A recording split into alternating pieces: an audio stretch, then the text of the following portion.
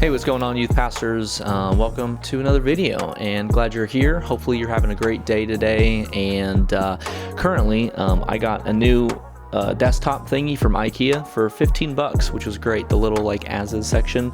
It's a great place to find some good stuff. And my little mount thingy doesn't fit on it because it's too big, the metal and the thing.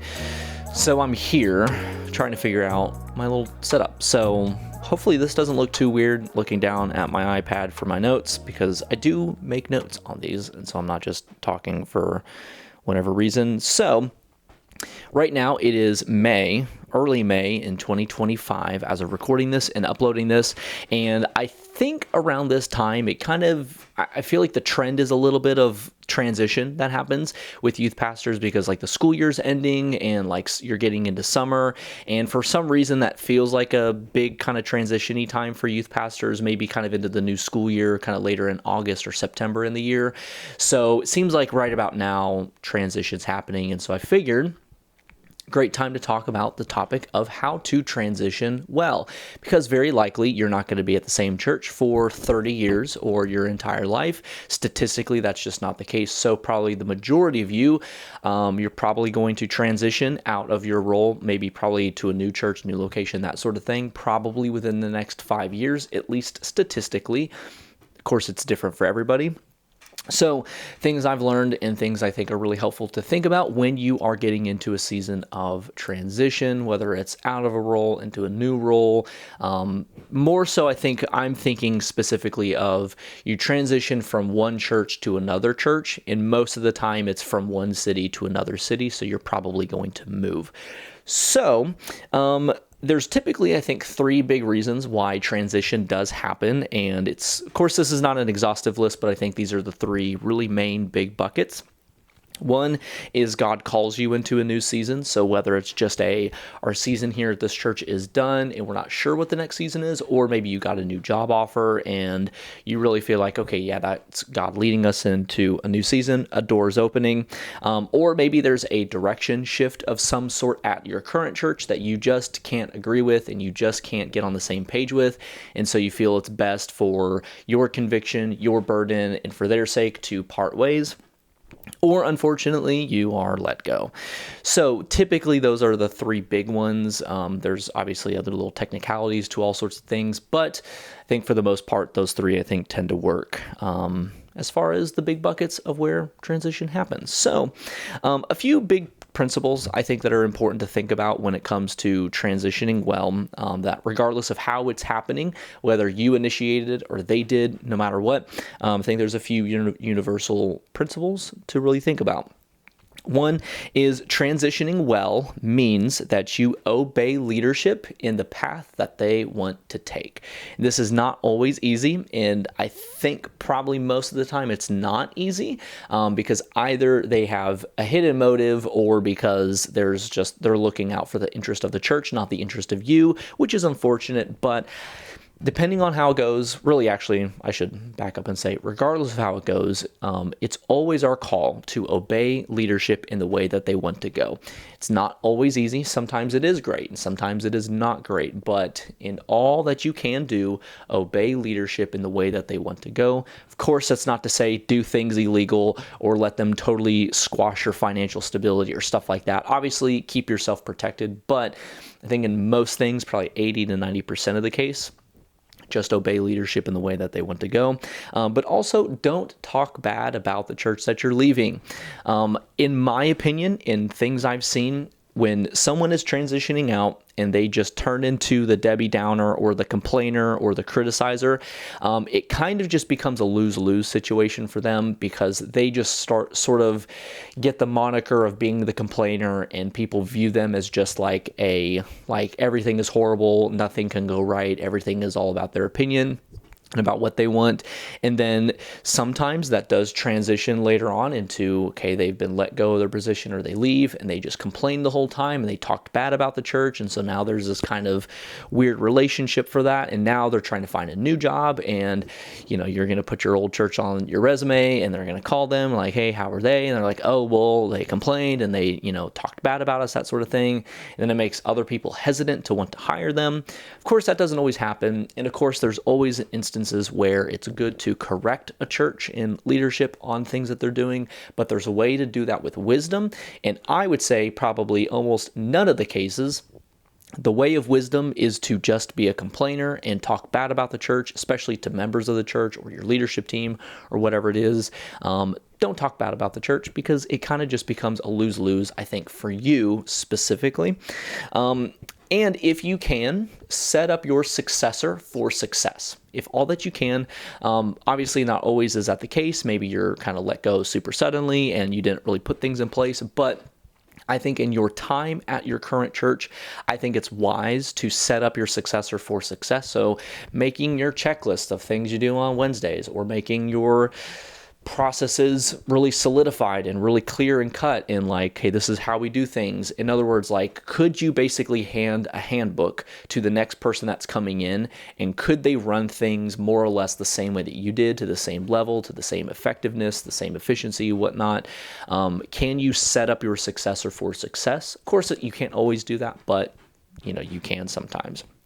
And then last thing I'll say is a universal thing, and we'll get into the other three. Taking the high ground will benefit you later on. So in other words, do everything that you can to leave on good terms. Do all that you can within your power, within your ability, within legal things, within all of that, your conscience, your conviction, your burden. Do everything you possibly can to leave on good terms. Even if you're leaving a toxic situation, even if you're leaving a bad situation, whatever it is, do everything that you can to leave on good terms. Romans chapter 12, verse 18 speaks to this idea a little bit.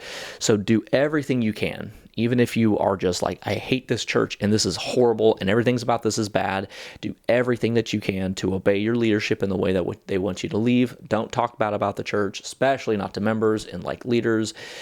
Do everything you can to take the high ground, leave well, correct the appropriate way, critique the appropriate way. Don't just be the person that badmouths, that sort of thing. Okay, so spend a lot of time on those.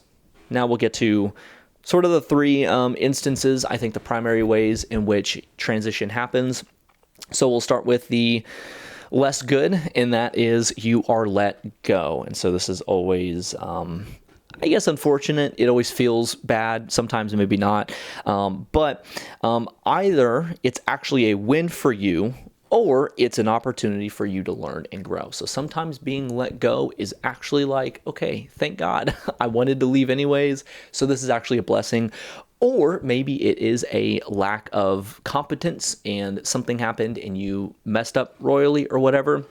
It's a chance for you to learn and grow, to accept mistakes, to accept errors, to learn and grow from that. Nobody's perfect.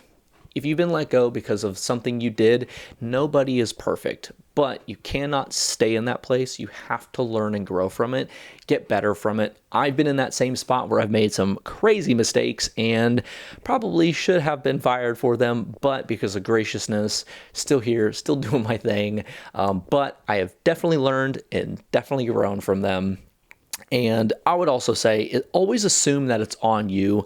Don't assume, oh, leadership just doesn't acknowledge how good I am, or leadership just, they aren't good leaders or something like that. Even if that is 100% the case, without a shadow of a doubt, just assume that it's you and learn and grow from that. Because learning and growing is always an option, and it's always a great option moving forward. And then don't buy into the lie that being fired means that you won't be able to find a new position. Don't buy into that lie, because it is not true. There is grace, there is mercy, there is compassion, there's love. Just because of being fired in one position doesn't mean that that career path is over. So don't buy into that lie that it's the end of the road and everything's gone and woe is me and all things are horrible now. There's still room, there's still opportunity. Keep chasing that, keep applying for places, that sort of thing. So if you're let go, just assume it's you, learn and grow from it, become better, that sort of thing. And there's hope for that. So then we get to the second one, at least from my list, is maybe a direction shift that you just can't support. So in this case, Could be a doctrinal thing, could be a management thing, a systems things, whatever it might be. But in this case, this is when you go and talk directly to leadership. You don't involve your team. You don't involve the people you're leading. None of that. You go straight to leadership and you have a conversation with them face to face about it. You don't involve third parties. You don't involve other people. You go directly to them, have a face-to-face conversation with them. So you present your concerns and a biblical reason for your concerns, not jumping in, criticizing, pointing fingers, that sort of thing, but you present biblical concerns and you present your concerns, but approaching that meeting as well with solutions and willingness to be part of the solution. Because here's a basic leadership thing.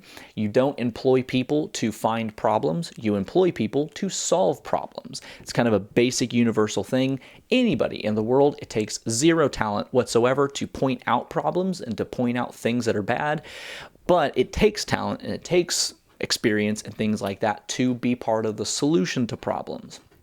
Now, in some cases, there's a big issue and we just need to step away from it, and you should just get out of it. But in some cases, it is worth the effort to go to leadership, talk with them, express the concern of what they're doing, not doing, whatever it is, bringing biblical answers and bringing biblical concern to that, but then also offering solutions and being willing to be part of the solution to that. I don't think in every case it's always good to just leave and not say anything. I do think it's always worth that understanding conversation and being willing to address the concerns, but in the sense of, hey, I want to help us get better, not just point fingers and criticize.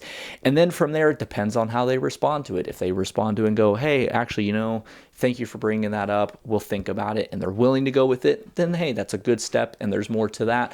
But if they're like, no, you're wrong and that's horrible, then, hey, that's probably a good sign to say, okay, I did my part, I did what I could. I'm going to leave graciously, and I'm going to leave gracefully, and I'm just going to part ways and make this good. So that's if that's the case. But then if God is leading you out of that season, say it's a new job offer, or maybe just in general, you're like, I think our season here is done. It's time to move on. Here's a few things I think can help you with that. So first off is I think the wise way to go about this is pray about it first. Seek God about it first. You're probably going to at some point get that little thing in you that says, maybe your time is up here. Pray about it. Seek God about it. I would say fast about it. One thing is, and for sure, fast about that decision. You and your spouse, if you're married, and if you have kids, depending on how old they are, pray with them, have them pray about it. As a family, you pray about it until you feel like you have a really solid answer, whether that's a yes, move on, or no, stay. If that answer for you as you and your spouse, your family is to yes, move on, then I think it's then appropriate to then talk to your lead pastor and then talk with them about why you feel like, hey, God's moving us into this new season. We prayed about it. We fasted about it. This is what we're feeling. From there, most of the time, your lead pastor is going to go, okay, you feel like that. I'm going to honor that. Then it's kind of going back up to the universal principles of allowing your leadership team to make decisions about how the transition will go and walking in that. And so allow them to decide timelines, allow them to decide how that should go about, whether you're part of the new hiring process or, all the little details of it. Do everything in your power to do it with honor, to leave with grace, to leave with basically don't burn the bridge there. Talk with your pastor. Do all that you can to leave on good terms and allow them to make their timeline and that sort of thing. And even if there's a sense of like, actually, maybe the way that they're doing it is too quick or too slow, then I think it's always worth a follow-up conversation of like, hey, maybe can we extend this? This is kind of what I'm thinking. This is what I'm feeling. I think there's always room for you to offer adjustments to it, but it's still in the interest of I'm still going to do what you guys want to do. There's always room for we're going to go with the timeline that you want. I'm going to ultimately honor what you guys decide, but here's at least my adjustments, here's my suggestions, that sort of thing. So these are a few little principles. I think most of it really comes down to simply just being wise about it, taking the high road, Don't be the person that's just a complainer and talks bad about church people, whatever, especially not to your team and to your leaders, that sort of thing. I think that's just unwise. And honestly, I think it's immature leadership to be in that position. There's always a wise ways to go about correction and critique, and take the high road. Do everything that you can to leave well, because I think it pays off dividends later on down the road. It proves your character, it proves your integrity, and I think it ultimately helps you out in the long road. So yeah, those are some things I think about when it comes to transitioning well. So hopefully some of these ideas help you, whether you are about to go into a season of transition, or you're thinking about it, or even if this is something years down the road, maybe one of these little, I don't know, nuggets, I don't know, whatever. Hopefully maybe one or two of these ideas will help you maybe later down the road. Whenever you get around to transitioning, most likely you will at some point in your life. And so yeah, hopefully these things are helpful. Thanks for being here. Thanks for watching. I'd love for you to drop a like if you like the content, drop a like if you like the content, and drop a comment maybe on some other topics that you are interested in, or whatever. So thanks for the interaction. Thanks for being part of this, and see you guys in the next video. Peace.